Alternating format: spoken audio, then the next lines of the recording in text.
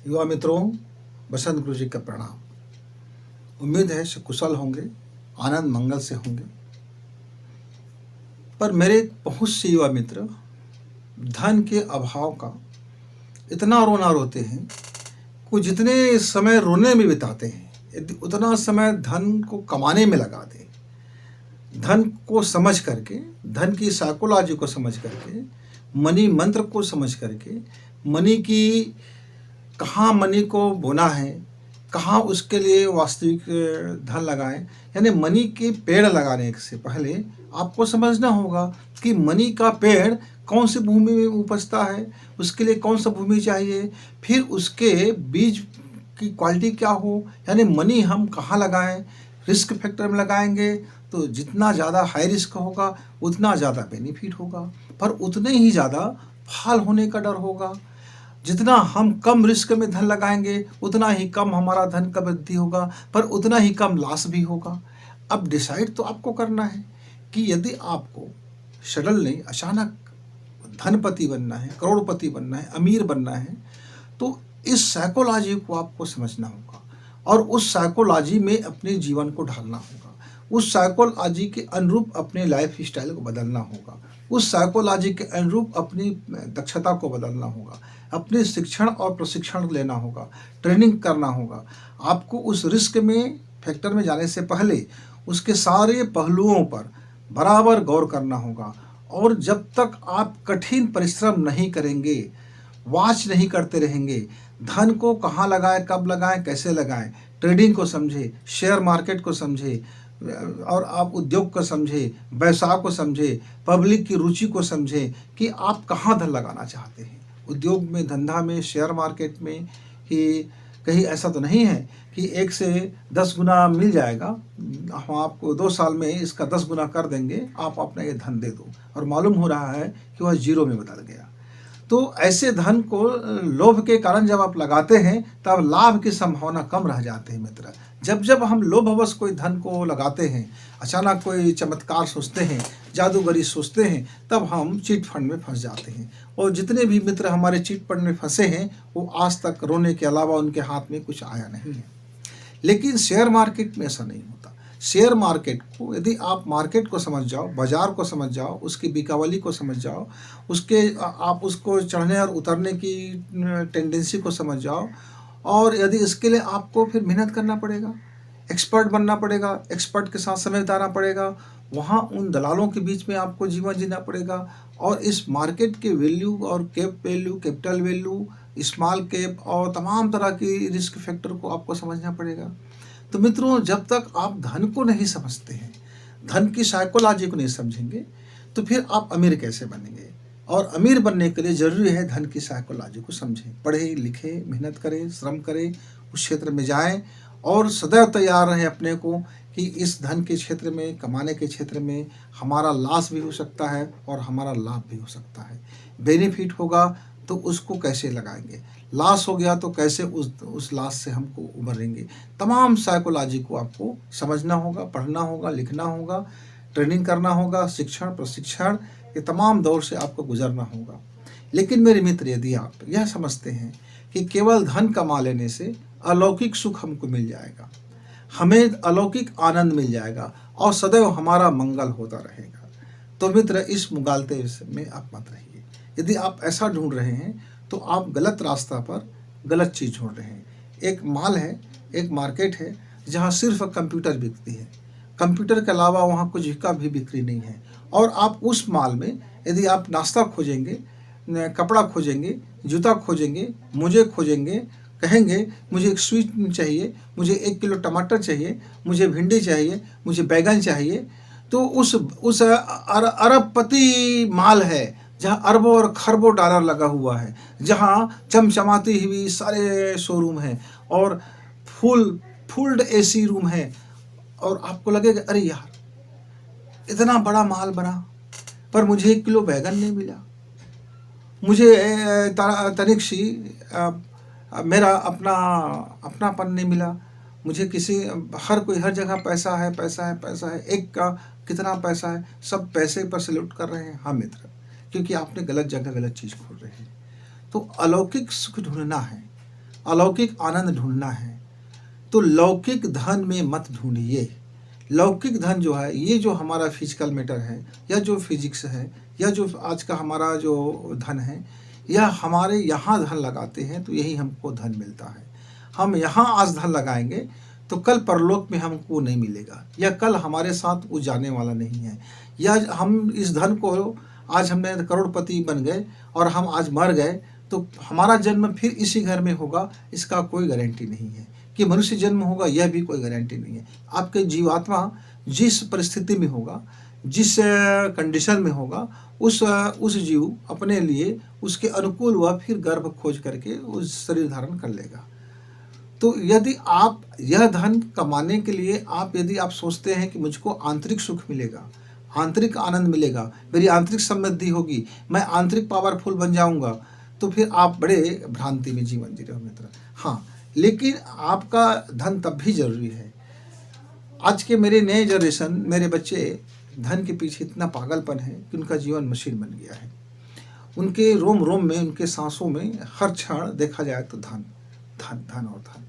मैं ऐसे कई मित्रों को जानता हूँ जिसकी लाखों की सैलरी है, उसके बावजूद भी वह अपने उस धन को बढ़ाने के लिए चौतरफा कुछ न कुछ करते रहते हैं।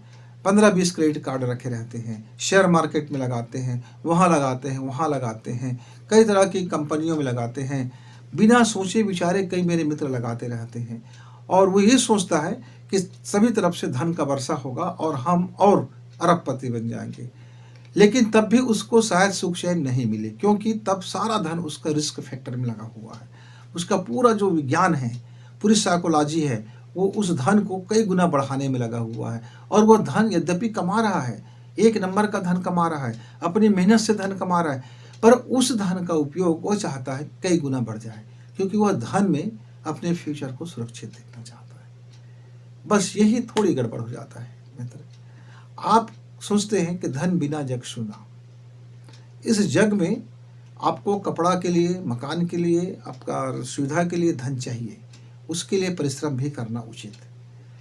तो आप अपने जीवन को डिसाइड कर लीजिए कि पूरा धन कमाना, धन में ही जीना और धन कमाते कमाते मर जाना और धन के अलावा कुछ नहीं करना है। सिर्फ धन कमाना है, धन कमाना है, रात हो दिन हो, सोते हो जागते हो, उठते हो बैठते हो, खाते हो पीते हो, हर परिस्थिति में मनी माइंड यदि सेट है आपका, मनी ही मानसिकता है, तब आप धन के लिए कुछ भी करते रहें, क्योंकि तब आप हर उल्टा सीधा काम, हर शॉर्टकट मार्ग अपना करके आप जरूर धन कमाएंगे। चाहे रिश्वत हो, भ्रष्टाचार हो, ठग हो, किसी भी तरीके से आप फिर धन में लगे रहेंगे, क्योंकि तब आपका ना कोई मानवता नहीं होगा, तब आप में कोई संवेदना नहीं होगी, तब आपकी जीवन देखने का तरीका बिल्कुल अलग होगा, भिन्न होगा, क्योंकि तब आप सिर्फ हर किसी का मूल्य धन से आंकेंगे।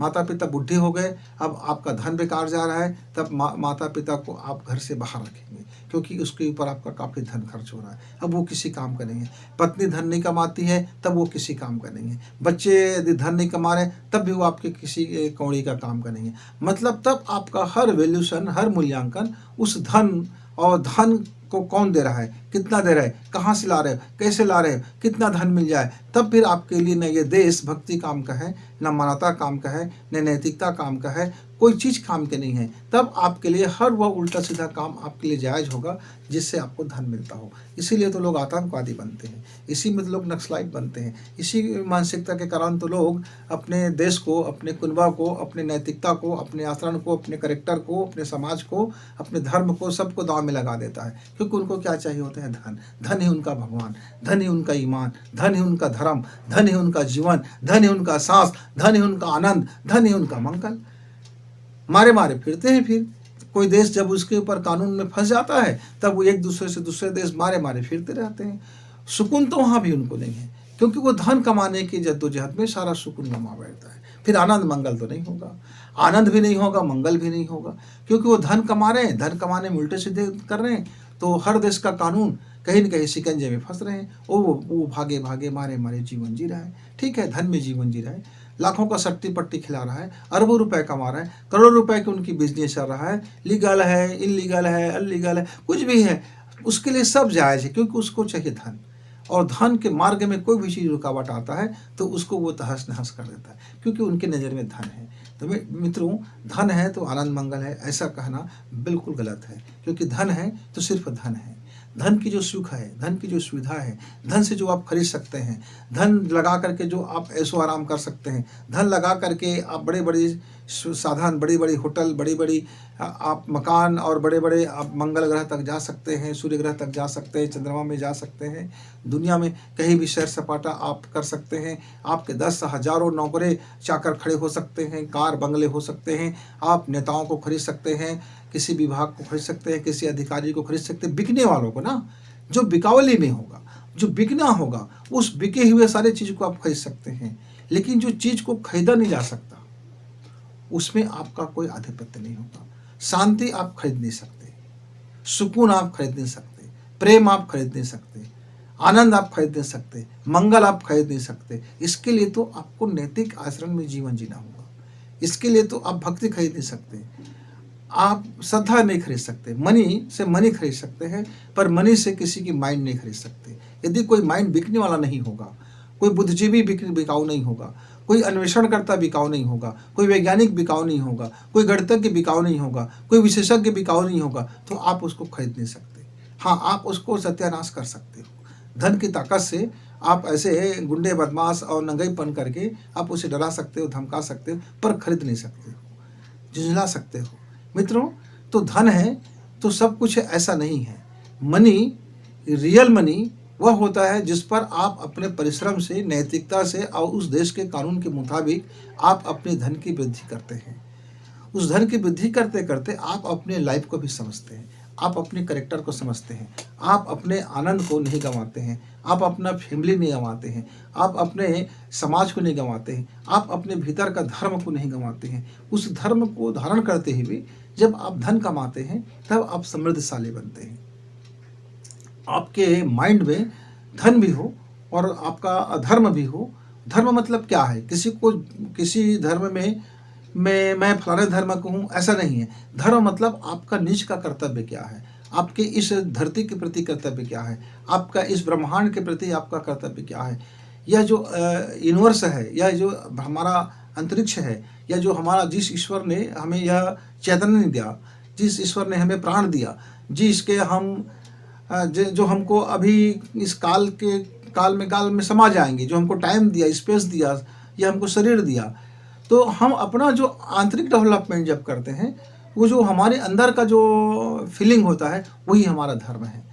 अब वो हाँ, जहाँ हमको लगता है कि मैं भाई गलत कर रहा हूँ तो गलत है, उसके अंदर के भावना यदि उसको लगता है कि उसने जीव जगत की मदद करना चाहिए, कल्याण करना चाहिए, उनका वह एक उद्गार है। अंदर का जो भीतर का जो फीलिंग है, वो भीतर की फीलिंग उसको समझा देता है कि तुम्हारा धर्म क्या है।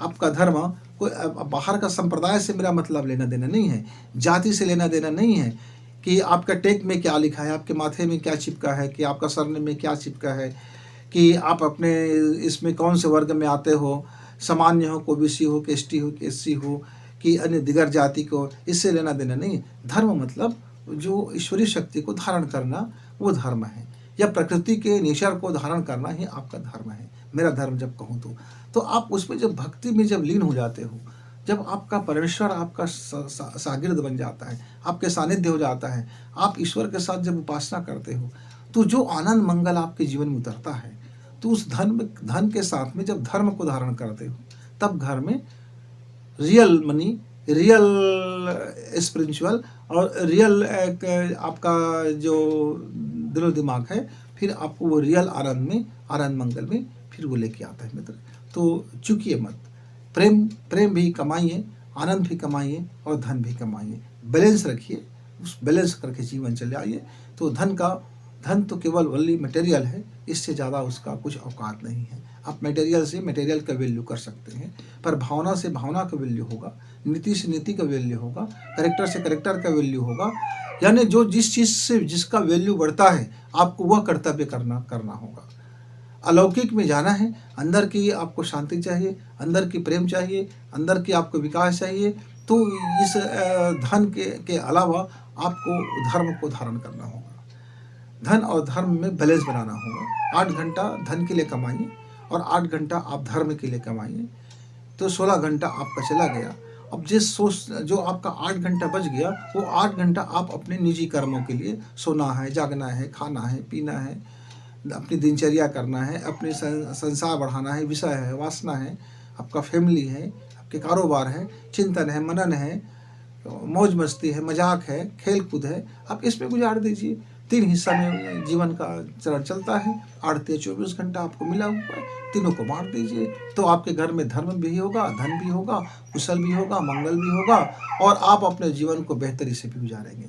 तो मित्रों, आप लाइफ की कंप्लीट पावर को समझिए, आप लाइफ की कंप्लीट पावर को समझिए, रियल मनी को समझिए और रियल लाइफ को समझिए।